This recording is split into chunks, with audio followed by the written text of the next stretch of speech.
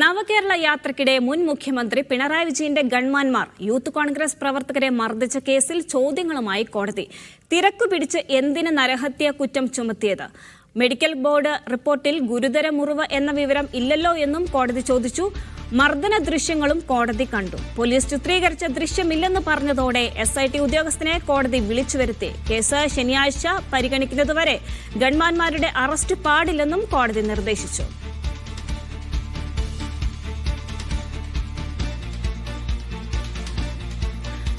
വിവരങ്ങളുമായി ഫൈസൽ അസിസ്റ്റ് ചേരുന്നു. ഫൈസൽ, ഇതിപ്പോൾ SITക്ക് എതിരായിട്ടുള്ള നിരീക്ഷണങ്ങളാണല്ലോ കോടതിയുടെ ഭാഗത്തു നിന്നുണ്ടായത്. എന്തൊക്കെയാണ് കോടതി പ്രധാനമായും പറഞ്ഞത്?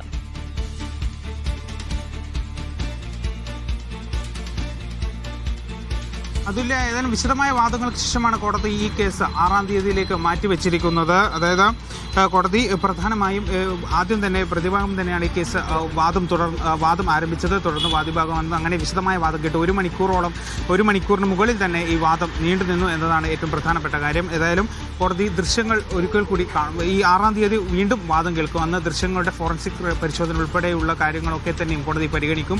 അന്നത്തേക്ക് അതിനുശേഷം മാത്രമാണ് ഈ ദൃശ്യങ്ങൾ കാണുകയുള്ളൂ എന്നാണ് കോടതി അറിയിച്ചിരിക്കുന്നത്. SITയും അതുപോലെ പ്രോസിക്യൂഷൻ ഉൾപ്പെടെയുള്ള ചില പുതിയ ദൃശ്യങ്ങളൊക്കെ ഇന്ന് കോടതിയിൽ കൈമാറിയിട്ടുണ്ട്. ഇത് പോലീസ് പകർത്തിയ ദൃശ്യങ്ങളാണോ എന്ന് കോടതി ചോദിച്ചു. എന്നാലല്ല, അത് മറ്റൊരിടത്ത് നിന്ന് കളക്ട് ചെയ്ത ദൃശ്യങ്ങളാണ് എന്നാണ് കോടതി പറഞ്ഞിരിക്കുന്നത്.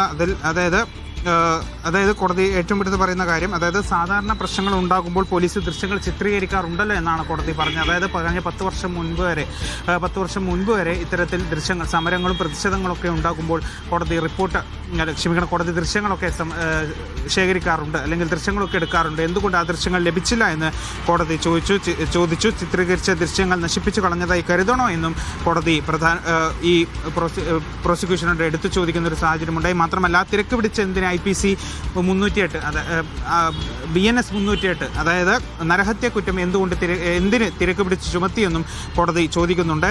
അന്വേഷണ സംഘത്തിന് മതിയായ സമയം കിട്ടിയിരുന്നല്ലോ എന്നും കോടതി പറഞ്ഞു. ഗുരുതര കുറ്റം ചെയ്തിട്ടുണ്ടോ എന്ന് പരിശോധിക്കണമെന്നായിരുന്നു SITയുടെ ആദ്യ റിപ്പോർട്ട്. രണ്ടാമത്തെ റിപ്പോർട്ടിലാണ് ഗുരുതര വകുപ്പുകൾ 308, അതായത് ഈ വധശ്രമം ഉൾപ്പെടെയുള്ള വകുപ്പുകൾ ചുമത്തി കോടതിയിൽ SIT റിപ്പോർട്ട് സമർപ്പിച്ചിരിക്കുന്നത്. ഏതായാലും കേസ് 6-ാം തീയതി വീണ്ടും പരിഗണിക്കും. അന്നും വിശദമായ വാദം നടക്കും. ദൃശ്യങ്ങളുടെ ഫോറൻസിക് പരിശോധനയും ദൃശ്യങ്ങൾ ഉൾപ്പെടെ പരിശോധിച്ച ശേഷമായിരിക്കും ഒരു അന്തിമ വിധി ഉണ്ടാവുക. അതില്ല.